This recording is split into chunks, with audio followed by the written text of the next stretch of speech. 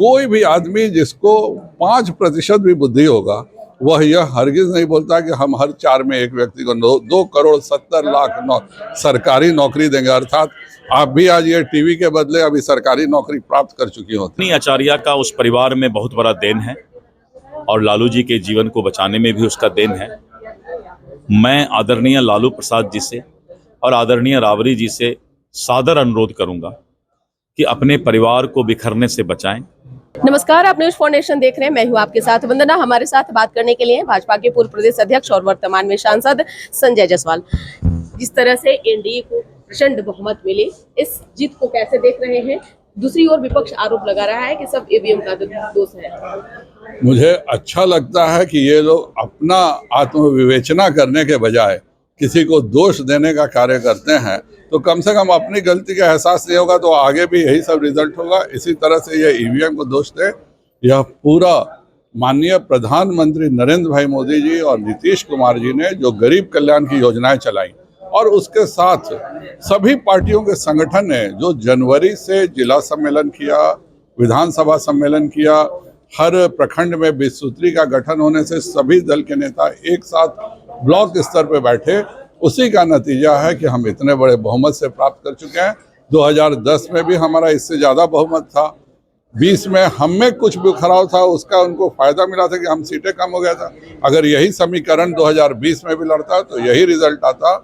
तेजस्वी यादव जी और राजद और कांग्रेस केवल कुछ लोगों में सिमट के रह गई है। ये लोग भय दिखा के माइनॉरिटी का वोट प्राप्त कर सकते हैं, आम जनता का वोट इन्हें कभी नहीं मिलेगा। सवाल यह है कि जिस तरह से तेजस्वी यादव अपराध को लेकर सवाल उठा रहे थे और उन्हीं के मंच से कट्टा और बंदूक गोलियों की बात की जा रही थी, क्या इसका भी कुछ असर उन लोगों को पड़ा? हम लोग उसके गवाह हैं। चंपारण में 250 से ज्यादा डकैतों के गैंग थे और सारे अपहरण की रकम मुख्यमंत्री आवास पे वसूली जाती थी।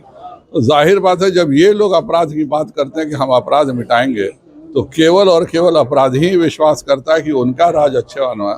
और जिसकी राष्ट्रीय कार्य समिति में शहाबुद्दीन अमर रहे, तस्लीमुद्दीन अमर रहे का नारा राष्ट्रीय कार्यकारिणी में लगे, वो कहे कि हम अपराध मिटाएंगे, इससे बड़ा मजाक क्या हो सकता है? एक सवाल आपसे यह भी है कि जिस तरह से तेजस्वी यादव ने कहा कि हम 18 तारीख को मुख्यमंत्री का शपथ लेंगे, अब ऐसे में कितनी बड़ी अपने आप को ये चुनौती भी एक तरह से मानते हैं और कितनी बड़ी इसको आप जीत भी मानते हैं? तेजस्वी यादव और राहुल गांधी ये दो कंफ्यूज्ड लोग हैं। इनको खुद नहीं मालूम है कि क्या करते हैं और जिस तरह के कार्य करते हैं और जिस तरह की बात बोलते हैं, कोई भी आदमी जिसको 5% भी बुद्धि होगा वह यह हरगिज नहीं बोलता कि हम हर 4 में एक व्यक्ति को 2,70,00,000 सरकारी नौकरी देंगे। अर्थात आप भी आज ये टीवी के बदले अभी सरकारी नौकरी प्राप्त कर चुकी होती।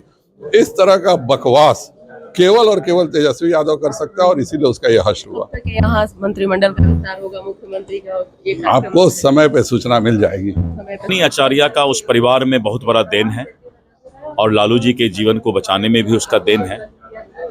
मैं आदरणीय लालू प्रसाद जी से और आदरणीय राबड़ी जी से सादर अनुरोध करूंगा कि अपने परिवार को बिखरने से बचाएं। राजनीति अलग चीज़ है और राजनीतिक मतभेद अलग चीज़ है, लेकिन वो परिवार बिखरने से बचना चाहिए और इसके लिए मैं उनसे अनुरोध करूंगा कि किसी बाहरी व्यक्ति के कारण परिवार नहीं बिखरना चाहिए। ये हम उनसे अनुरोध करना चाहिए। आप यादव भी चुनाव हार गए हैं, क्या लग रहा है बात? नहीं, मैंने बताया कि उस परिवार के बारे में ही मैंने बता दिया कि सबको आपस में मिलना चाहिए। जिस तरीके से तेज प्रताप ने कहा, अब ये सब मतलब उन सब शब्दों का और ये का हमें बहुत ज्यादा मतलब नहीं किया जाएगा। इस पर बस इतना ही। बने रहिए न्यूज फाउंडेशन के साथ। धन्यवाद।